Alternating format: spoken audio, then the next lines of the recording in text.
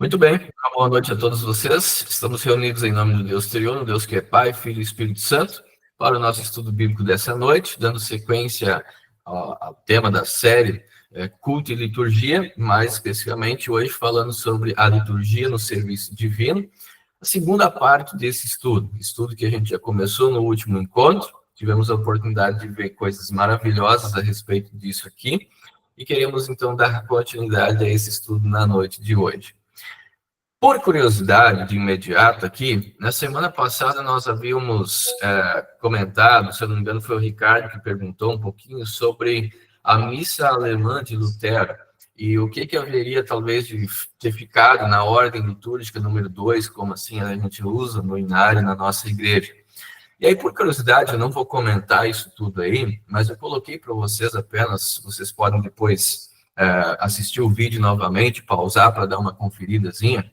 Eu coloquei do lado a Fórmula Missário, que é uma revisão em latim da missa, que Lutero fez em 1523. E aí, do ladinho, a famosa, então, missa alemã, que ela é publicada, na verdade, em 1526. Que aí ela é uma construção mais do zero, diríamos assim, né? Mas só por alguns nomes a gente já percebe que as coisas se mantêm. Muitas dessas coisas se mantêm. Então, depois vocês podem dar uma conferidazinha aí nesses dois exemplares de uma ordem litúrgica, né? Bem mais antiga. Bem, na semana passada, então, dando continuidade, nós paramos antes do momento das leituras bíblicas. Nós estamos caminhando nessa primeira parte do culto, lembrando que tem a preparação, a primeira parte, que é a liturgia da palavra, o ofício da palavra, e a terceira parte, que é, então, a liturgia da Santa Ceia. Nós paramos um pouquinho antes das leituras bíblicas, e hoje queremos seguir daqui em diante. Bem, uma coisa que eu gostaria de comentar rapidamente para vocês é que a Igreja Luterana é uma igreja que valoriza muito a leitura bíblica no culto. Tanto que, já passando adiante aqui, vocês vão perceber que no culto luterano nós temos no mínimo 4 leituras bíblicas. Nós temos o Salmo, nós temos a leitura do Antigo Testamento, a leitura de uma epístola e também a leitura do Santo Evangelho. A gente poderia dizer que é o carro-chefe do dia. Isso se a gente não contar ainda outras leituras que estão presentes no momento de confissão de pecados, enfim, no culto como um todo. Vocês também já devem ter percebido que a nossa igreja, sendo uma igreja histórica e confessional e litúrgica, ela também faz uso das séries de leituras. Isso é uma coisa que existe há muito tempo dentro da igreja, que já foi elaborado por líderes da igreja, séries de leituras, ou leituras anteriormente já colocadas ali à disposição da igreja para que fossem usadas nos cultos, e que tem um propósito muito bonito de dar um panorama sobre o texto bíblico, sobre a história da salvação. E durante muito tempo, várias séries menores foram surgindo, até que também surgiu uma série anual, que é as leituras bíblicas planejadas para um ano inteiro. Nós também temos leituras bíblicas planejadas para dias festivos, e uma coisa que foi um pouco mais recente foi a série de leituras bíblicas chamada de Trienal. Ela é fruto muito mais ali do Concílio Vaticano II, ali em torno de 1960 e alguma coisa, 65, se eu não me engano, que foram elaboradas. E essas séries de leituras, elas também foram usadas por outras igrejas históricas. Claro que com algumas adaptações, eu diria com algumas revisões e coisas do tipo. Até voltando aqui, esse sistema de leituras, um sistema que os americanos então pegaram, e principalmente na nossa igreja nos Estados Unidos, eles em 1973 já fizeram uso. Na IELB, isso passou a ser adotado em 1982. Depois disso também sofreu algumas alteraçõezinhas. E aí eu destaco para vocês que a gente tem então essas séries de três anos. O ano A, o ano B e o ano C. Leituras já preparadas para o ano inteiro. Qual que é a finalidade dessas séries de leituras bíblicas? Ora, dá um panorama geral sobre a Escritura Sagrada e permitir também uma reflexão que seja construída junto com o calendário litúrgico da igreja. Por exemplo, se estamos vivendo o Natal, os textos bíblicos eles vão enfatizar o tema do Natal. Se a gente está vivendo o período da Páscoa, os textos bíblicos vão apontar para a Páscoa, pós-Pentecostes, enfim, Epifania, Advento, tudo mais, né? E bem, nós então temos esses três anos, e em cada um desses anos tem um evangelho que é o evangelho que se sobressai, assim, que a gente escuta, a maioria das leituras são relacionadas àquele evangelho. Se a gente olha naquele quadradinho, eu coloquei isso ali para vocês. A gente tem ali, então, no ano A, são feitas as leituras do evangelho de Mateus, no ano B, Marcos, no ano C, o evangelho de Lucas. Vocês devem estar percebendo, esse ano nós estamos no ano C. A leitura do evangelho que está sendo realizada nos cultos, ela é de Lucas. Então, a gente faz uma leitura bem sequencial, assim, do texto de Lucas. E o evangelho de João, ele aparece dentro dos 3 anos, especialmente se a gente olha para o período de Páscoa. João sempre aparece na Páscoa. Eu vi que o Ricardo perguntou ali como é que era antes. Antes se usava a série histórica ou a série anual, que aí era uma série de 1 ano de leituras bíblicas. E em muitos contextos, na verdade, a coisa ficava até a cargo do próprio pastor de escolher o texto bíblico que ele iria utilizar ali para o final de semana, ok? Bem, tendo feito essa explicação, até para vocês entenderem isso, a gente vai para as leituras no texto, no caso, na liturgia, na ordem 2. O primeiro momento de leitura é o Salmo, mas ele é visto ali também dentro do introito. A leitura que a gente vai, então, é a leitura do Antigo Testamento. Ela é também chamada de a primeira leitura bíblica, propriamente ali no culto. E é interessante que nos domingos de Páscoa, na verdade, no lugar da leitura do Antigo Testamento, entra a leitura de Atos dos Apóstolos. Vocês devem ter percebido isso, que também nos domingos de Páscoa a gente faz uma leitura de vários textos bíblicos de Atos dos Apóstolos. Há muito tempo atrás, nem se fazia a leitura do Antigo Testamento nos cultos, mas aí essa revisão das séries trienais colocaram de volta a leitura do Antigo Testamento dentro do culto, que é algo de extrema importância para nós. Um detalhe que eu menciono aqui sobre essa prática, ou sobre as rubricas da liturgia também. Era comum também, em muitas igrejas se faz isso ainda hoje, que nesse momento das leituras exista também algumas sugestões de como essas leituras deveriam ser feitas. Por exemplo, as leituras bíblicas, elas podem ser feitas por pastor ou leigo, e geralmente, então, elas são feitas do Antigo Testamento da Epístola no lectório. Mas também, em muitos casos, há a tradição de fazer essa leitura da seguinte maneira.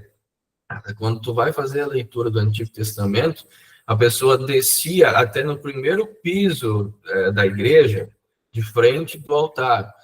E aí ela fazia a leitura do Antigo Testamento, depois a gente vai perceber que tem o gradual, a pessoa subia um degrau na escada, um degrau do altar, e assim ela ia subindo o altar até chegar na leitura do Evangelho, que voltava a ser, então, lá de cima do altar.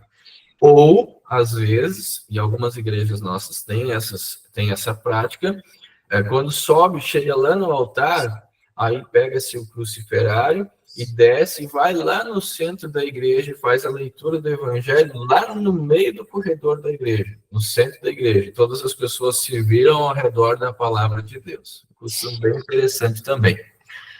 Bem, tendo dito isso, depois da leitura do Antigo Testamento, a gente tem aqui o gradual ou o hino do gradual. Isso aqui é uma coisa um tantinho, talvez, desconhecida para nós, né? Aí eu coloquei até o exemplo de um texto do gradual.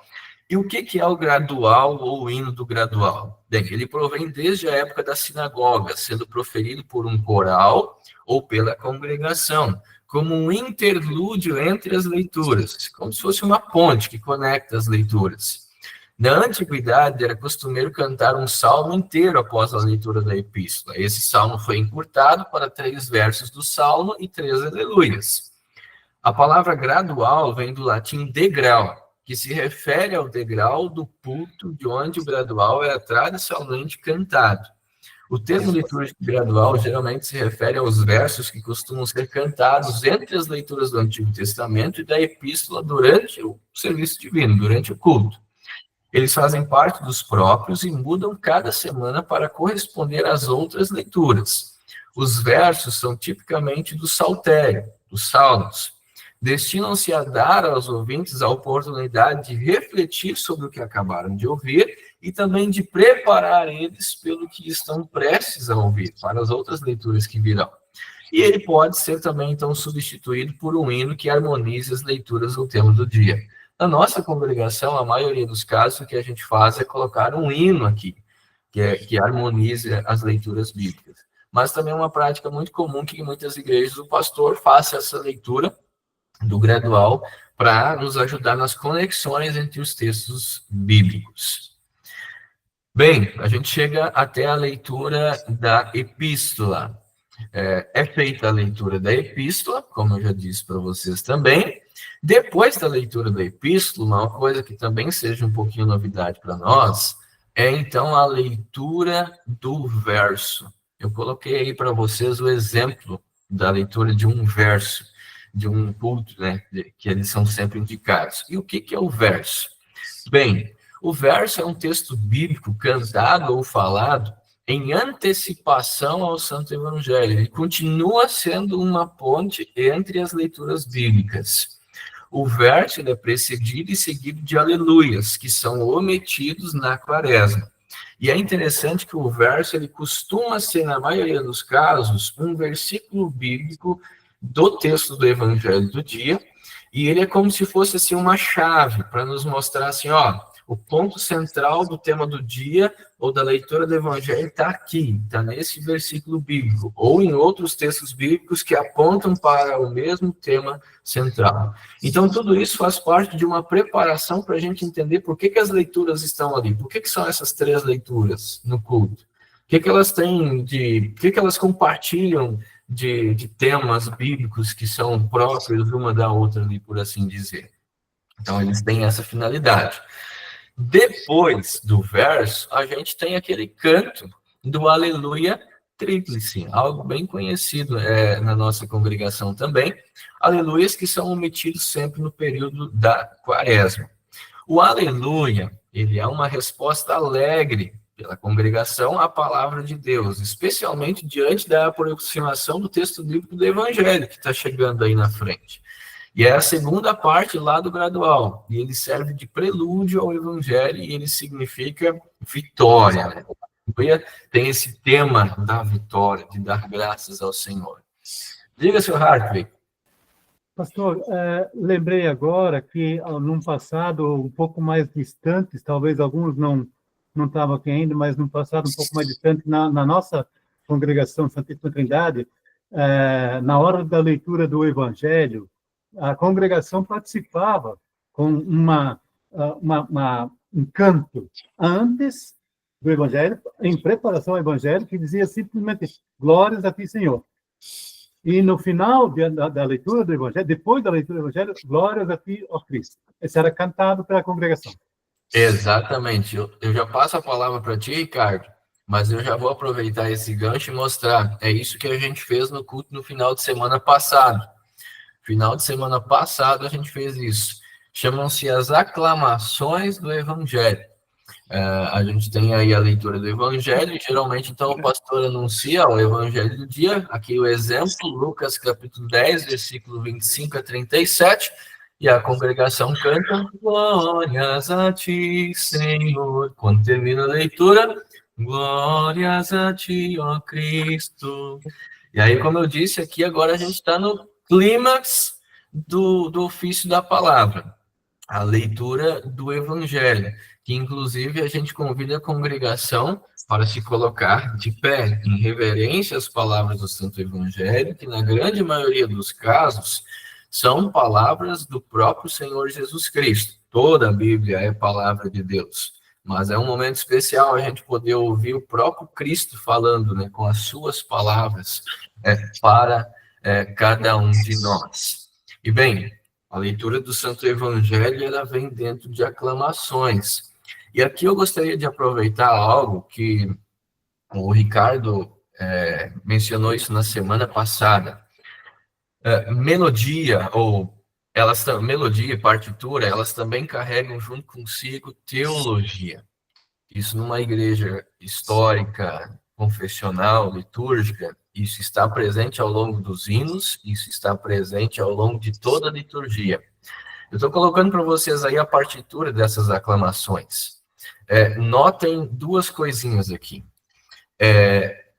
A primeira aclamação, ela começa com a melodia lá em cima. Glórias a ti. Ela vem descendo de cima para baixo.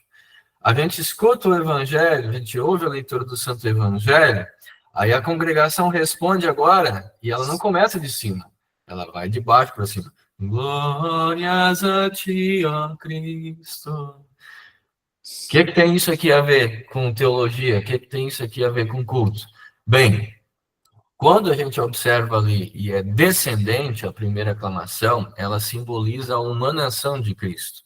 Cristo que se fez homem e habitou entre nós. Quando a gente olha para a segunda aclamação, que é ascendente, simboliza a ascensão de Cristo, que subiu aos céus novamente.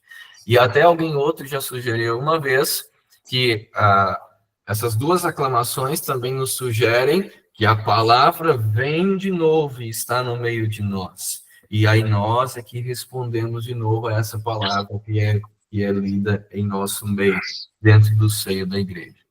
Então, vejam que melodia e partitura também carregam consigo teologia. Ricardo, diga para nós. Só queria fazer, na verdade, um comentário, uma curiosidade, né? A gente vê, quem vem de berço católico, né, o aleluia na missa, ele é a proclamação do evangelho. Ele justamente ele é falado um pouquinho depois do que a gente fala normalmente, né? O canta, né? Logo após o anúncio ali da leitura, aí é cantado aleluia. Eles chamam proclamação do evangelho. Exatamente. Muito bem, olha aqui para o lado rapidinho, nos nossos comentários, chat, não até o momento. Vamos dar sequência aqui então. Vejam que coisa bonita que a gente tem aqui, certo? Bem, depois da leitura do Santo Evangelho, nós vamos confessar a nossa fé. Nós confessamos a fé cristã. E aí, aqui agora, nós podemos usar 3 dos símbolos ecumênicos, como assim são chamados. Nossa igreja crê, confessa e ensina os 3 símbolos ecumênicos, o credo atanasiano, o credo apostólico ou o credo niceno-constantinopolitano, ok? Geralmente, aí é interessante, né? O eu creio, que a gente diz no credo, ele é uma resposta da igreja à palavra de Deus. Apresenta e todos os credos, eles apresentam um resumo da palavra de Deus e da doutrina cristã. E é também um eco para o mundo. Nós estamos diante de Deus confessando a nossa fé nele, para que o mundo também ouça isso aí. Tanto que a gente sempre diz nos nossos estudos relacionados a testemunho e evangelização que se alguém te pergunta qual que é a tua fé, em que Deus que você crê, ora, o credo apostólico, por exemplo, ele é uma excelente resposta que a gente pode dar, onde a gente descreve exatamente a nossa confissão de fé. Chama a atenção que há alguns usos específicos para esses símbolos ecumênicos. Não quer dizer que tem que ser só ali. Mas se a gente for observar o credo atanasiano, que é aquele mais grandão, assim, que geralmente a gente usa até de maneira responsiva ali na igreja, ele é muito utilizado, e costumeiramente é utilizado no domingo da Santíssima Trindade, no culto em que a gente está trabalhando esse tema da Santíssima Trindade. O credo apostólico, vejam só, ele era chamado também de o credo dos catecúmenos, usado para ritos batismais. Na igreja antiga, esse credo ele era muito utilizado para aqueles que iam ser batizados, então, para dar instrução para eles, e usado, inclusive, no momento do batismo. Tanto que nas nossas liturgias de batismo, vocês devem ter reparado já que quando a gente vai fazer o batismo, a gente também confessa a nossa fé no Deus triuno. E a gente costuma utilizar ali o credo apostólico. E o credo niceno, que tem ali a sua origem mais ou menos no quarto século, ele ressalta a divindade de Cristo. A indicação é que em cultos com Santa Ceia fosse sempre utilizado o credo niceno. Acabou-se que ao longo da história o credo apostólico ele se tornou um tanto mais conhecido e foi muito mais difundido e utilizado pelas pessoas. Por isso que hoje ele acaba sendo aquele que é mais usado nos cultos, certo? E aí eu até compartilho com vocês aqui, não vou comentar sobre isso muito, mas aqui eu coloquei o credo niceno e o credo apostólico, e esse é um texto em que a cada frase você também tem indicações de textos bíblicos, onde você pode encontrar na Bíblia essa confissão de fé que a gente faz nos credos, ok? Então depois, se vocês tiverem ali curiosidade, podem assistir o vídeo novamente e parar ali para olhar essa parte. Muito bacana, ok? Seu Hartwig, diga. Pastor, uma curiosidade agora. A gente tem como saber quem foi que escreveu o credo apostólico? Foram os apóstolos, ou foi o pai da igreja, ou quem? É boa. A gente acha que o nome apostólico quer dizer que foi escrito pelos apóstolos, mas é bem provável que não. Na verdade, a construção final desse credo é datada do século VII, se eu não estou enganado aqui. E ele carrega consigo aquela ideia de que ele é a confissão dos apóstolos, não um texto redigido pelos apóstolos. Ainda que trechos seus já eram vistos sendo utilizados nos documentos da igreja, bem no início da igreja primitiva, ali no tempo dos apóstolos. Mas o jeito como a gente usa o credo hoje na igreja, ele inclusive, chega mais tarde do que o credo niceno, por exemplo, que tem o seu... que é finalizado ali em 451, em Calcedônia, por exemplo. E a mesma coisa vai para o credo atanasiano. O pessoal diz que é o credo de Atanásio, mas também não tem a convicta posição que, de fato, ele é um credo que foi escrito por Atanásio. E o credo niceno, ele foi elaborado pela igreja como um todo, para defender a igreja de uma heresia, né, do arianismo, que falava que Cristo não era verdadeiramente Deus. Por isso que ele ressalta, ele tem esse enfoque na divindade de Cristo. Muito bem, seguindo, hino do dia. A igreja luterana é conhecida como uma igreja que canta. A igreja que canta. Continuamos sendo uma igreja que canta. Por isso temos inário e valorizamos o canto congregacional, valorizamos os coros, valorizamos as bandas dentro da nossa igreja, porque essa é uma maneira de louvar e adorar ao Senhor. Ok? Bem, depois disso, desse hino do dia, que é um hino que está ali como hino do dia para ser relacionado com o tema do dia, com o tema da pregação, ele não é um hino que prepara para o sermão, mas ele já avisa estar conectado com o tema do dia. Vem, então, a pregação. E quando a gente fala de pregação, a gente está falando da exposição de um texto bíblico. Pregar a partir de um texto bíblico. Existem maneiras diferentes de construir uma pregação. Às vezes a gente pode fazer uma pregação expositiva, uma pregação temática, mas sempre pregamos a partir de um texto bíblico. E a pregação, ela precisa ecoar isso aqui, as palavras, né? Assim diz o Senhor. Não é assim diz o pregador, não é assim diz o pastor, não é assim diz... Não é eu que estou querendo dizer, mas é assim diz o Senhor. Porque o pregador, ele é apenas um servo e um condutor da palavra de Deus. Senhor Anir, diga. Entrei um pouco atrasado. Sobre o credo, eu já tive a oportunidade de assistir um culto. A gente, quando viaja, procura assistir um culto, na família ou amigo, né? Provavelmente, agora domingo, lá em Cascavel, no Paraná, devemos ir no culto de manhã, com uma irmã minha, e o credo, onde a igreja, exemplo do nosso templo, que tem dois lados de assento, o pastor pedia, vocês podem virar um para o outro, Porque eu estou confessando o credo às pessoas, né?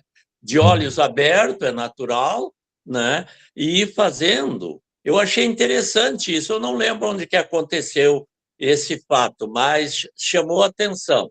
Outra coisa que o senhor falou no início ali sobre a leitura do Evangelho, isso aconteceu também no extremo oeste catarinense, uma oportunidade que eu visitei uma irmã, e o pastor se deslocou lá da frente do altar e veio bem próximo às pessoas, ali no primeiro banco ou cadeira onde tem, né?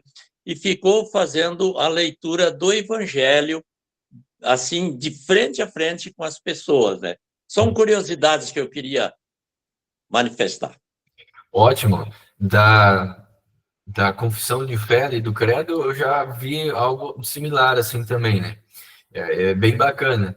E sobre a leitura do Evangelho, né, como eu havia dito, de fato, algumas congregações, né, nossas, inclusive nos Estados Unidos, isso é extremamente comum, que na leitura do Santo Evangelho o pastor desça junto com um acólito e vá ao centro da igreja e faça a leitura lá no centro da igreja. É coisa interessante de prestarmos atenção em algum momento como isso é feito, né? Tudo com reverência, tendo em mente ali algo muito especial que está acontecendo. Seguimos, então. Quem segue o Felipe, o nosso ex-estagiário, pastor em Caxias, agora, ele também, eu vejo que ele bota às vezes, agora eu entendi por que ele faz isso, mas ele faz exatamente isso. Exatamente. Felipe Chomba. Isso mesmo. Bem, então nós chegamos agora ao ofertório. Aqui é um momento muito importante, tá? A gente não está falando aqui de ofertas ainda, precisa ser bem compreendido isso aqui também. Nós estamos falando de agora, a gente vai lidar com dinheiro, fazer a nossa oferta no culto. O ofertório, ele ainda tem outro sentido. E ele é algo muito bonito que acontece dentro do culto também.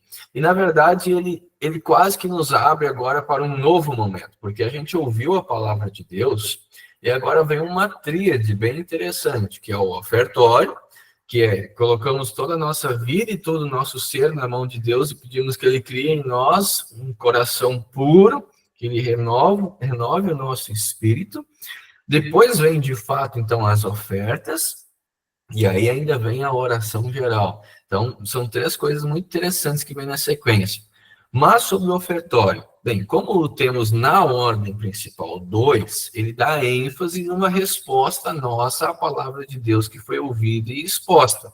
Palavra que nós ouvimos e palavra que eu quero viver. Historicamente, ele fazia parte da liturgia da Santa Ceia. O Cria em Mim, que não é uma conclusão ao sermão, e sim o início de uma nova parte litúrgica, é feito de palavras do Salmo 51, e é um ofertório, porque com essas palavras estamos nos oferecendo a Deus, pedindo que Ele nos transforme, nos dê nova vida, novo coração, no poder do Espírito Santo. E, sem dúvida, é uma bela oração. Nela entregamos nosso coração e nossa vida a Jesus. Bem, aí nós chegamos agora ao momento das ofertas. Sim, com fé, gratidão e amor. E aqui eu gostaria de aproveitar para pontuar algumas coisinhas, bem rápido. As ofertas não são uma pausa para juntar dinheiro ou para pagar o pastor pelo sermão que ele acabou de proferir. Na verdade, outras liturgias sugerem até que você possa fazer as ofertas lá no fim, antes da bênção, para já evitar essa percepção errada que às vezes as pessoas têm. Ofertas, esse é um assunto importante para nós na vida cristã, porque faz parte da igreja. Desde o princípio, desde o Antigo Testamento, as ofertas elas estão presentes na vida de Deus e o seu povo. Ofertar, irmãos, ofertar é um ato de culto, de louvor e gratidão no nosso servir a Deus. Costumamos dizer que é um fruto natural da fé. Além disso, oferta não é só dinheiro. O dinheiro é também é uma maneira de ofertar. Na igreja primitiva, o povo trazia mantimentos, manufaturados e outros produtos da terra que eram colocados numa mesa ao lado do altar, chamado de credência. Então, a gente percebe que, com o tempo, obviamente, com o desenvolvimento socioeconômico, principalmente a gente falando de viver dentro de uma cidade, que as pessoas não produzem aqui mais praticamente arroz, trigo, feijão e todas essas coisas, o que as pessoas têm em mão como fonte de renda, o que elas trabalham e recebem como fruto do seu trabalho, é o dinheiro. Por isso que o dinheiro também torna-se uma maneira de ofertar. E a gente já vê isso lá no Antigo Testamento também. O detalhe é, quando a gente está falando de oferta, a gente não fala só de uma parte da oferta. A gente lembra que o texto bíblico nos ensina que a gente deve ser mordomo e administrar toda a nossa vida diante do Senhor. Isso inclui os nossos dons, os nossos talentos, os nossos bens, o nosso tempo, todas essas coisas que são dádivas de Deus para nós. E nós, como um fruto natural da fé, retribuímos ou servimos ao Senhor também com as nossas ofertas. E destaco de novo, ofertar é um ato de culto. Por isso, não deixe a praticidade tirar a reverência. Por que eu estou colocando isso daqui? As tecnologias evoluem e nós, como igreja, a gente não vai simplesmente dizer assim, não, nós vamos botar um pé no passado e não vamos fazer uso das tecnologias que estão à nossa disposição. Exemplo claro, Pix, ofertar em Pix. A nossa igreja, inclusive, amanhã, para quem vai participar participe, inclusive, do nosso culto com a Assembleia, nós vamos, inclusive, falar sobre adequações do nosso sistema de oferta, que inclui o Pix, uma maneira saudável de usá-lo também na igreja para levarmos as nossas ofertas diante do Senhor. Um ponto só que a gente precisa ressaltar é que a praticidade não pode tirar a nossa reverência. Ofertar é um ato de culto. E por que eu digo isso?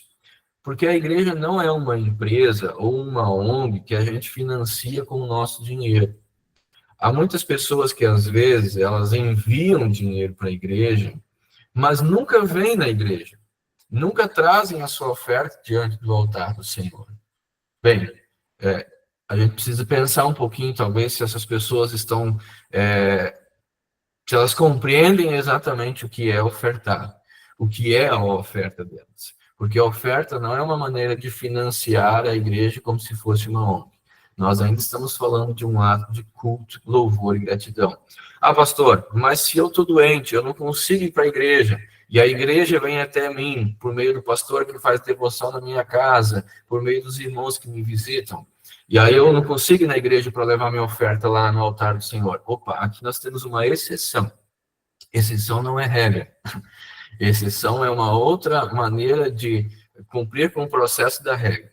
A gente não pode querer agora fazer com que a exceção vire a regra para o todo, para todo mundo. Se você tem condições de vir à igreja, venha à igreja. Se você tem condições de ofertar, oferte, leve a sua oferta diante do altar do Senhor, com fé, reverência, ok?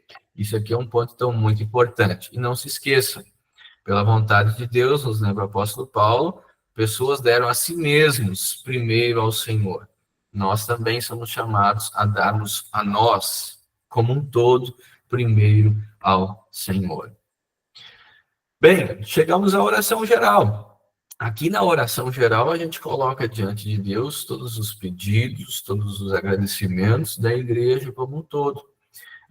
E é um momento muito bonito onde a igreja se une em oração, é uma oração que tem a característica de ser um tanto mais longa, e que nós colocamos diante de Deus também as nossas petições, as nossas súplicas, os nossos lamentos e também as nossas ações de graça, os nossos motivos pelos quais agradecemos ao Senhor. Não vou falar muito, acredito que aqui é um ponto já bem trabalhado. O pastor Marcos, esses tempos atrás, trabalhou o assunto da oração conosco em outra série de estudo bíblico, então, um momento precioso. Chegamos aqui, a gente finalizou a primeira parte, segunda parte, na verdade, melhor dizendo, que é o ofício da palavra.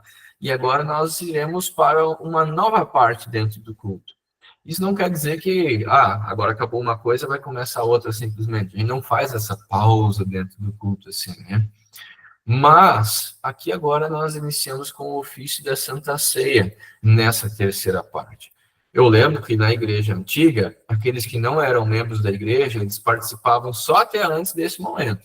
Aqui agora era só para quem já era batizado e membro da igreja, ok?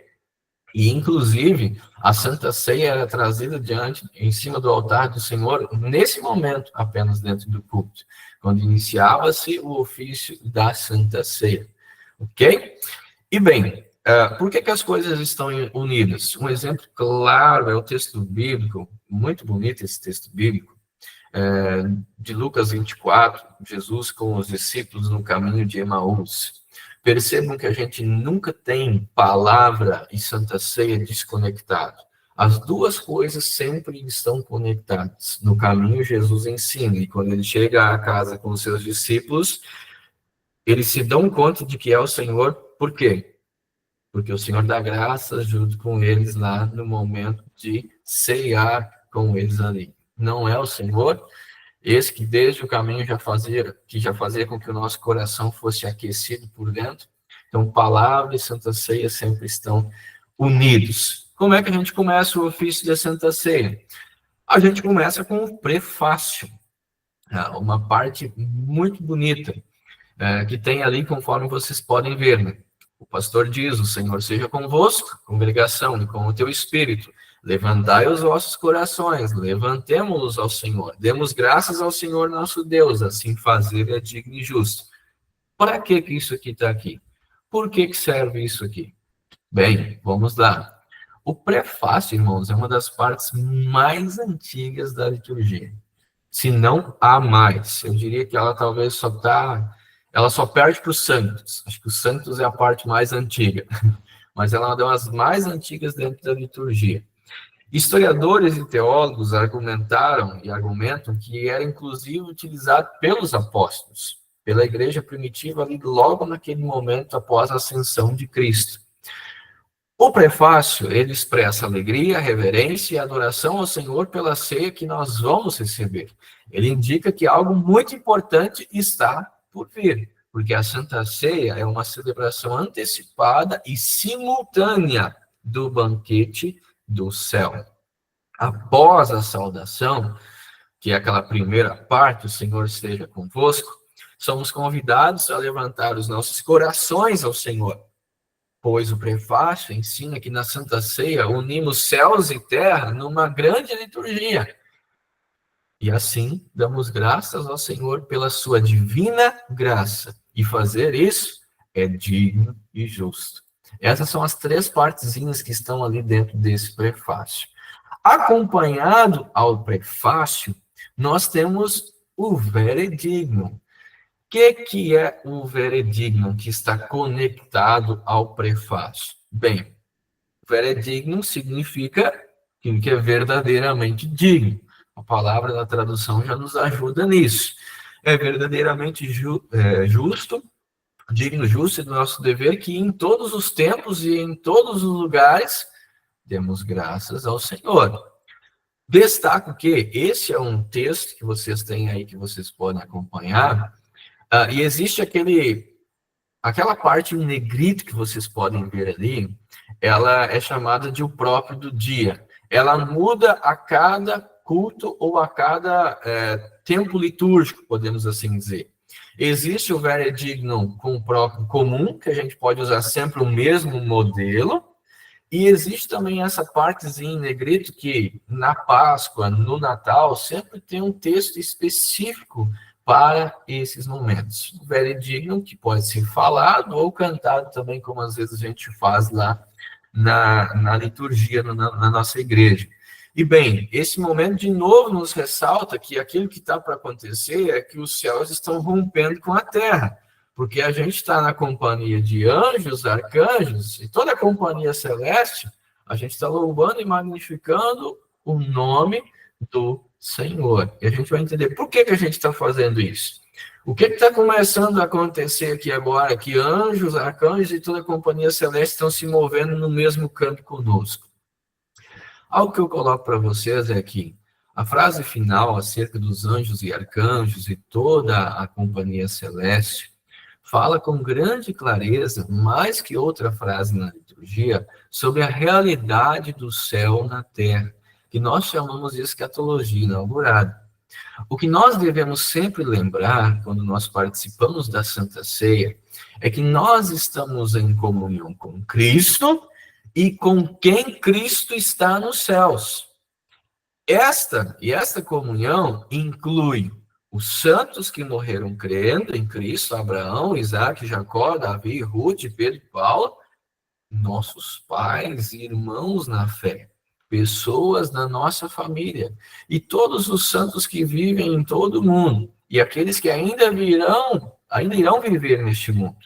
Depois que alguém morre, é bom pensar sobre ele na Santa Ceia, sabendo que, como nós comungamos do lado de cá, na mesa do Senhor, eles também o fazem do lado de lá, nos céus. Então, simultaneamente, participamos da festa do Cordeiro, no seu reino que não terá fim, cantando com os anjos e arcanjos. Em Cristo e no grande mistério da nossa união com Ele, nós estamos unidos a todos os que estão unidos com Ele. Isso aqui é um grande consolo para nós, irmãos, quando nós estamos participando da Santa Ceia. E quando às vezes nós nos lembramos daqueles entes queridos nossos que já partiram no Senhor, que partiram e que creram no Senhor Jesus Cristo como seu Senhor e Salvador. Aqui nós somos unidos numa mesma comunhão. Eles já do lado de lá e nós do lado de cá. Por isso é os anjos, arcanjos e toda a companhia celeste, todos aqueles que já estão com o Senhor. Bem, isso é intensificado quando a gente chega naquele canto dos santos. Um canto muito bonito. Santo, santo, santo é o Senhor Deus dos exércitos, os céus e a terra estão cheios de sua glória. Hosana, hosana nas alturas, bendito, bendito, bendito aquele que vem em nome do Senhor. Hosana, hosana, hosana nas alturas. O santo, 3 vezes repetido, é uma referência à Trindade. Nós agora estamos nos unindo a um coro vibrante, num canto de vitória. O seu uso é datado ainda nas comunidades judaicas, antes de Jesus. É citado por Clemente de Roma, um bispo já ali no período de 92 a 101 depois de Cristo. E Orígenes encontra-se na liturgia eucarística de Serapião, no ano 360 depois de Cristo. E os santos, ele tem basicamente 2 partes provindas do Antigo Testamento. O texto bíblico de Isaías, que é o canto dos anjos no contexto da visão de Isaías, santo, santo, santo. E também o trecho bíblico do Salmo 118, onde a gente aprende sobre aquela palavra Hosana, que vem do hebraico e quer dizer, ó Senhor, salva-nos. E são acrescentadas ainda aos santos as palavras de Mateus 21:9, a entrada triunfal de Jesus em Jerusalém, quando ele é aclamado como rei. Percebam o que a gente está fazendo aqui, irmãos. A gente se saúda, convida a levantar os nossos corações aos céus. Fazer isso é digno e justo, porque nós estamos na companhia dos anjos, arcanjos e toda a companhia celeste, magnificando e glorificando um rei que está vindo ao nosso encontro. Os santos, ele é como uma grande aclamação a um rei. Jesus está rompendo os céus e a terra, está se fazendo presente no seu corpo e sangue. Então é uma coisa muito bonita a gente olhar para os santos e perceber todo esse movimento que a liturgia está fazendo conosco, como ela nos ajuda a entender o que é a Santa Ceia e a maravilhosa graça de Deus que acontece e que nos é concedida através da Santa Ceia. Então, tudo isso nos prepara. Nós vamos receber o corpo e sangue do nosso Salvador Jesus Cristo. Ele é o nosso Rei, glorioso e majestoso. Nós estamos aclamando a sua vinda, a sua presença em nosso meio. E aí, nada mais adequado do que também, antes de recebermos na nossa boca o corpo e sangue do nosso Salvador Jesus Cristo, nós nos unirmos novamente numa oração, ensinada pelo próprio Cristo. ensinado para que nós a façamos todas as vezes que estamos reunidos em seu nome, ou até quando estivermos sozinhos, cada um no seu quarto. Mas a oração do Pai Nosso, que vocês podem reparar nos nossos cultos, está sempre associada à Santa Ceia. A gente nunca vai deixar de ter um culto com Santa Ceia e de não ter a oração do Pai Nosso. Pai Nosso está sempre lá. E bem, depois da oração do Pai Nosso, a gente vai então para o momento da consagração. Um parênteses aqui, não é o momento da instituição. A gente usa as palavras da instituição. Isso é importante a gente diferenciar, porque a Santa Ceia foi instituída por Jesus Cristo. Nós agora estamos ali vivendo o momento da consagração, em que aqueles elementos eles vão ser separados do uso comum para um uso sagrado. E aí, neste momento ali, nós, então, utilizamos as palavras do próprio Salvador Jesus Cristo, que vocês podem ver ali, que estão encontradas, que podem ser encontradas ali nos textos de Mateus, Marcos, Lucas e também 1 Coríntios. Temos ali a fala, a narrativa do Evangelho e também as palavras do próprio Salvador Jesus Cristo. Antigamente, na igreja, aqui era feita uma oração eucarística, que é uma oração mais longa, que falava ou trazia aspectos da história da salvação e que dentro dela estavam inseridas as palavras da instituição. Martim Lutero, inclusive, na reforma do culto, na liturgia, ele tirou um pouco esse enfoque sobre essa longa oração e trouxe um enfoque mais para o texto bíblico e para as palavras do próprio Salvador Jesus Cristo. Então, as palavras da instituição são uma afirmação do ato salvador final do Senhor Deus através da obra da redenção do seu Filho Jesus Cristo, para tirar o pecado do mundo, com seu verdadeiro corpo e sangue dado no pão e no vinho. Como o maná veio dos céus, Jesus é o pão vivo que desceu dos céus e dá vida ao mundo. Algumas passagens do Antigo Testamento usam o pão e o vinho como metáforas para a salvação.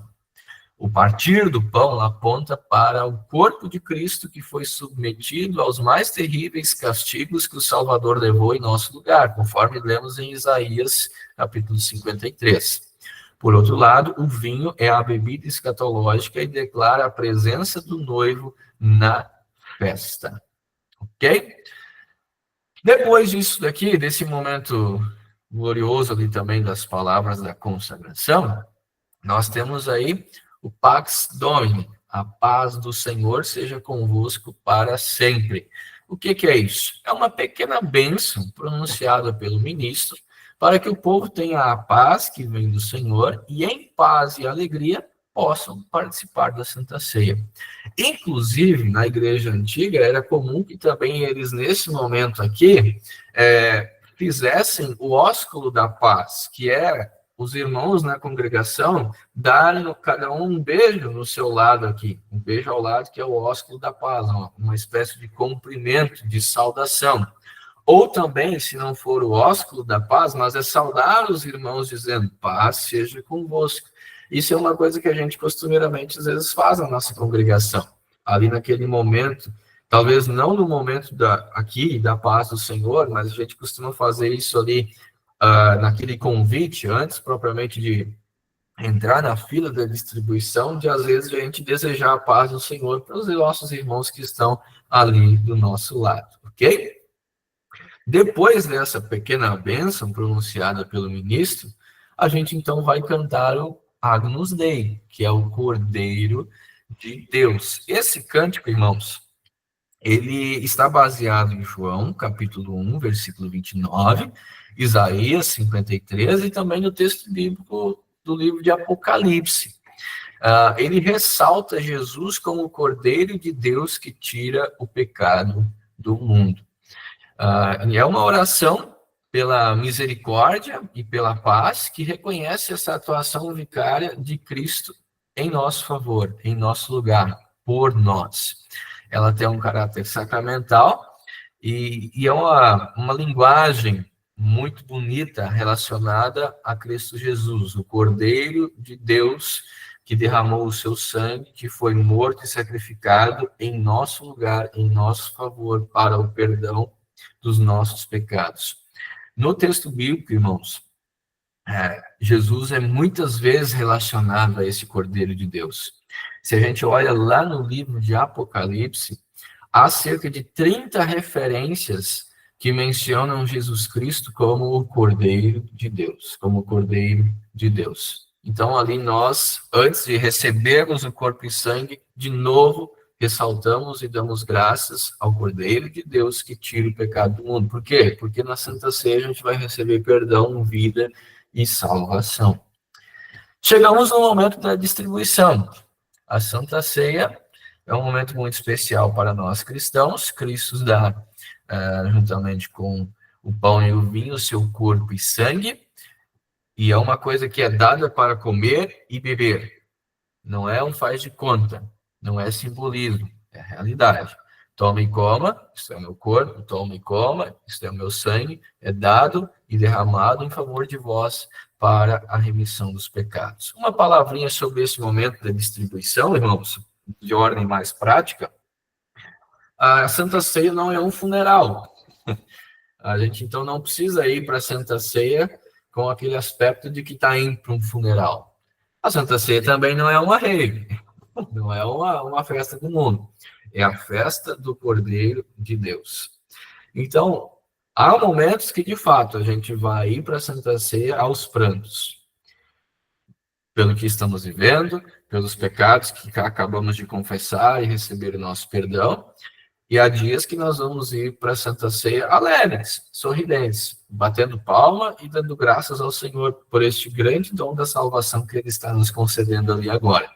Tanto que, por curiosidade, quando a gente olha para as igrejas no contexto da África, eu lembro de um professor que foi lá e comentou isso com a nossa turma. É bem interessante de ver que, nesse momento da distribuição da Santa Ceia, aquilo vira uma grande festa. Todo mundo de pé, cantando e glorificando ao Senhor, e indo receber o corpo e sangue de Cristo. Então, isso não quer dizer que do jeito que a gente faz é errado, do jeito que eles fazem está errado. Não. É a festa do Cordeiro de Deus. A gente pode fazer tudo isso com ordem e reverência. A gente pode bater palma e cantar com ordem e reverência. A gente pode ir também calmo e silencioso com ordem e reverência. Mais importante do que ir sorrindo ou chorando é saber que isso é dado e derramado em favor de vós para a remissão dos pecados. Até aqui, irmãos, uma pausinha. Pergunta, dúvidas, comentários? Não? Ninguém? Nós vamos passar um pouquinho só da nossa 1 hora, mas estamos quase... Pastor, eu mandei Tem perguntas no chat, é isso que eu ia falar. Ah, sim. Deixa eu dar uma olhadinha aqui do lado, então.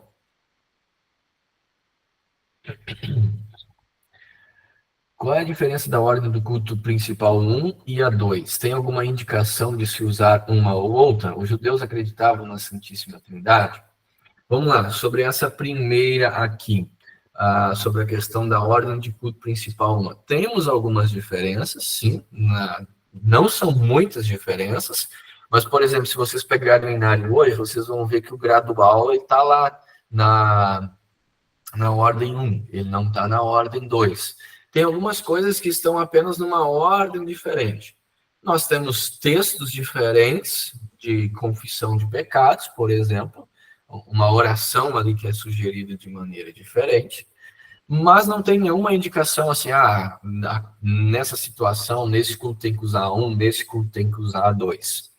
Essas coisas acontecem às vezes com o tempo, irmãos, que tornou-se uma prática na nossa igreja que a 2 virou meio que aquela que mais foi usada, ok? A liturgia 2 é a que mais foi usada entre o nosso meio. Mas a liturgia 1 também é muito bonita. Algumas partes são cantadas de maneira diferente, por exemplo, o ofertório, a melodia do ofertório é uma melodia diferente daquela que a gente tem na ordem 2, e como a gente tem até numa outra ordem agora que está vindo, que é a ordem latina, mas não tem nenhuma indicação se é para um ou para outro. Sobre os judeus acreditarem na Santíssima Trindade, eles não acreditam na Santíssima Trindade. Tanto que eles consideram Jesus como um profeta.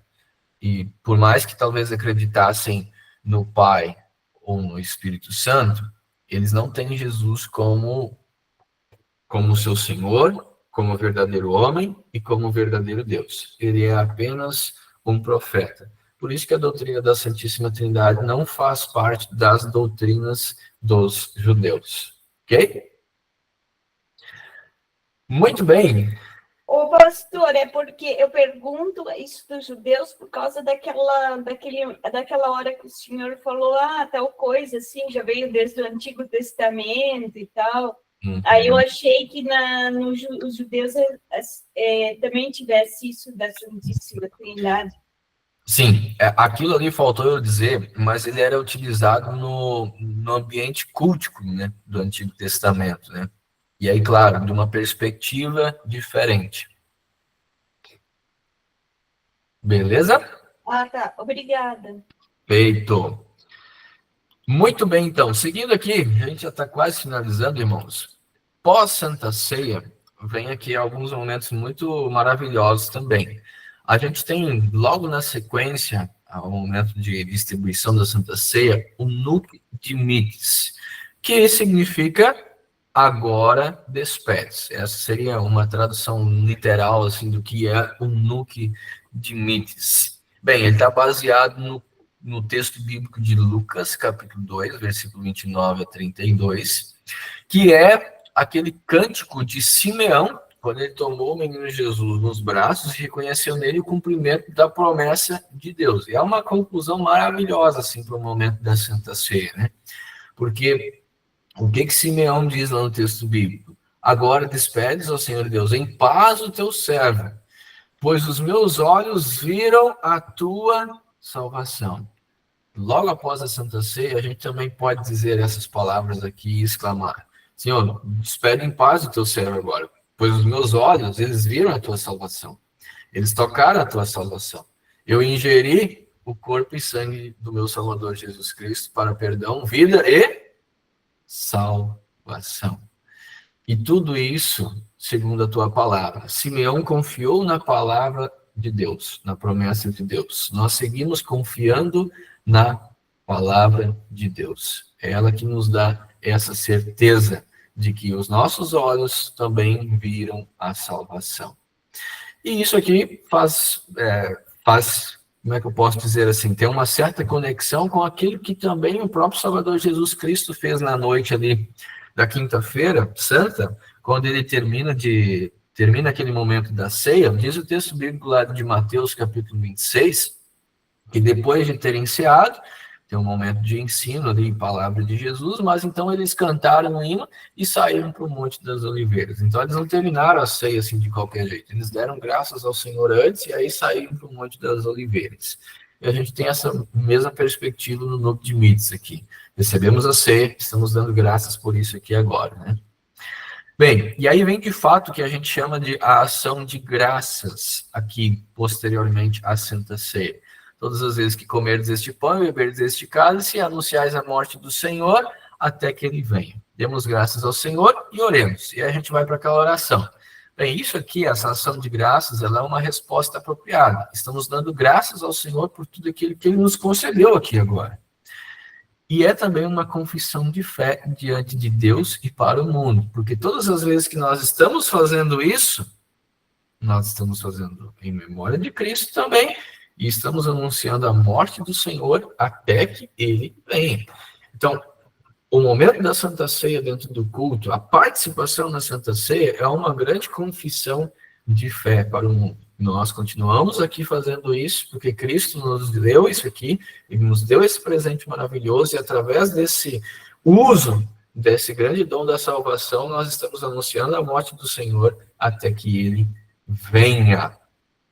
E aí a gente vai para a nossa oração de ação de graças. Aqui, esse modelo é um modelo que, por exemplo, Lutero sugere lá na missa alemã de 1526. A gente tem diferentes modelos aqui para essa oração de ação de graças. Só que eu destaco que tem algumas coisas específicas que a gente sempre vai mencionar nessa oração e que são muito importantes. Bem, a gente está dando graças. Graças pelo quê? Pelo dom da salvação. Porque o Senhor Deus nos reconfortou pelo dom da salvação. Recebemos alimento espiritual, que concede perdão, vida e salvação. E nesta oração, nós também suplicamos algo ao Senhor Deus. O que a gente está suplicando ao Senhor Deus? Que por sua graça, Ele, e através desse sacramento, Ele fortaleça a nossa fé nele. Que através desse sacramento, Ele também fortaleça a nossa fé nele. E que também, através desse sacramento, Ele nos dê ardente caridade com o nosso próximo, ou muito amor para com o nosso próximo. A gente volta para aquilo que Deus nos ensinou. Através desse sacramento, ensina-nos a te amar, ó Deus. Ensina-nos a ter fé em Ti. Aumenta a nossa fé. E também aumenta o nosso amor ao próximo. Coisa muito bonita que está nessa ação de graça. Sempre esses pontos aqui vão ser ressaltados. Mesmo que a gente use outro modelo, a gente vai passar por aqui nessa oração de ação de graças. Ok? Bem, quase chegando nos finalmente do culto, temos a saudação e o bendigamos, ou benedicamos. Aqui, novamente, essas duas saudações que nós temos aqui, e essa ação de graças que continua através dessas partes. E, bem, a palavra, o perdão e a Santa Ceia foram recebidos. O Senhor continua conosco. Por isso, o Senhor seja convosco. E por isso nós damos graças ao Senhor. Ele não vai embora. Ele continua presente. Agora ele está ainda mais presente. Ele está dentro de mim. Ele habita dentro de mim. Também pelo dom da salvação da Santa Ceia. E aí, já nos finais, a gente tem, então, a bênção do Senhor. Aqui, um ato sacramental por excelência, eu coloquei ali. As missas antigas, e até naquela reforma da missa latina de 1523 de Lutero, geralmente as missas terminavam assim, terminou o culto. Bom em paz todo mundo, e o pessoal respondia, graças seja ao Senhor. Pronto, todo mundo ia embora. Mas aí, inclusive, na missa alemã, Lutero coloca aqui essa bênção e dá um destaque para essa bênção. E coloca ali a bênção araônica. Lá, conforme o texto bíblico de Números, capítulo 6, versículo 22 a 27. Às vezes, a gente também usa aquela do apóstolo Paulo, 2 Coríntios, capítulo 13, que ele fala, a graça do Senhor Jesus Cristo, o amor de Deus do Pai, a comunhão do Espírito Santo sejam com todos vós. Mas a gente faz uma menção especial a essa bênção do Senhor, conforme o texto de Números 6. E eu coloquei esse texto aqui só para vocês perceberem uma coisinha que está antes e que está depois da bênção. Disse o Senhor a Moisés, fala a Arão, que era o sacerdote ali também, né? E a seus filhos, dizendo, assim abençoareis os filhos de Israel e dizeis, e assim vocês vão fazer do seguinte modo, o Senhor te abençoe e te guarde. O Senhor faça resplandecer o rosto sobre ti e tenha misericórdia de ti. O Senhor sobre ti levante o rosto e te dê a paz. Assim, diz o Senhor, assim porão o meu nome sobre os filhos de Israel e eu os abençoarei. Essa parte é maravilhosa, irmãos. Não é um tchau, não é um até logo, mas é Deus dizendo, eu continuo com vocês, eu estou presente na vida de vocês e eu agora estou proclamando o meu nome sobre vocês. O meu nome está sobre vocês.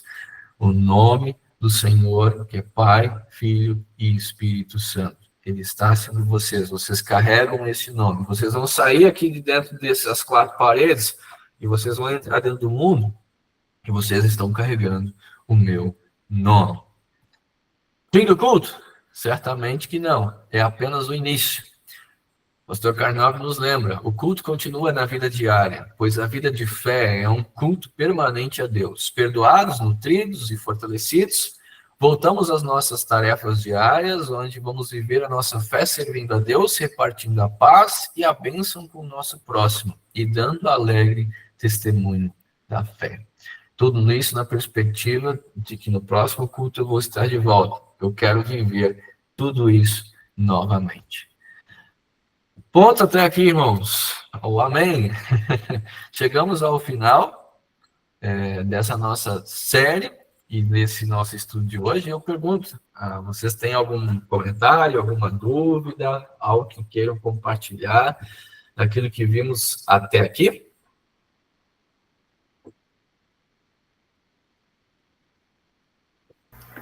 Pastor, da minha parte, assim, só agradecer pelo que a gente aprendeu, né? Foi tudo muito bom, muito bem explicado, guardar, né?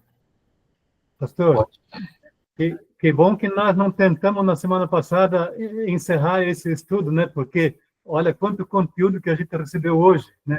E se a gente fosse na semana passada concluir ele, provavelmente o senhor teria que fazer isso um pouco mais corrido e a gente não ia ter essa coisa linda desse conhecimento que a gente pegou aí. Né? Exatamente. Foi um estudo fantástico e eu acho que os cultos daqui para frente vão ser diferentes para cada um de nós. Não melhor nem pior, mas a gente vai ter talvez um proveito melhor, porque a gente conhece um pouco melhor as coisas. Muito obrigado, pastor, por essa série de estudos aí, foi muito bacana. Maravilha, eu que agradeço. Viviane? Só que, assim, a gente entende, eu penso, assim, que se a gente entendendo os significados, né, da liturgia, das fases, e que nada que acontece no culto é por acaso, tudo tem um significado, tudo tem um motivo até didático, pedagógico de estar ali. A gente sabendo o que significa cada coisa, a gente até valoriza mais, né? E às vezes, na medida do possível, eu até sugeriria que, tipo assim, que fosse feito mais vezes, mais divulgados esses significados da liturgia, em mais grupos, né?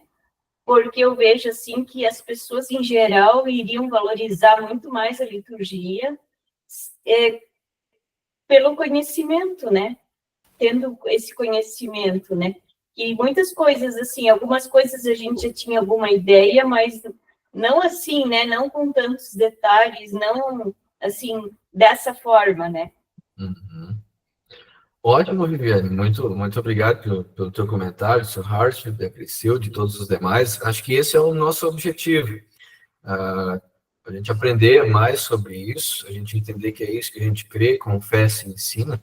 Quando a gente entende mais a respeito daquilo que a gente está fazendo, a gente primeiro evita de fazer ou de entrar no automático, na tentação de fazer as coisas no automático, e a gente percebe exatamente isso, que a gente não está ali fazendo essas coisas por acaso, que tem todo o texto bíblico envolvido ali, que tem a teologia envolvida ali, que, principalmente como eu ressaltei para vocês quando eu falei mais ali sobre o culto, que o culto, na verdade, é um grande momento em que Deus rompe céus e terra para chegar até na gente com a sua graça e o seu amor, para servir a cada um de nós.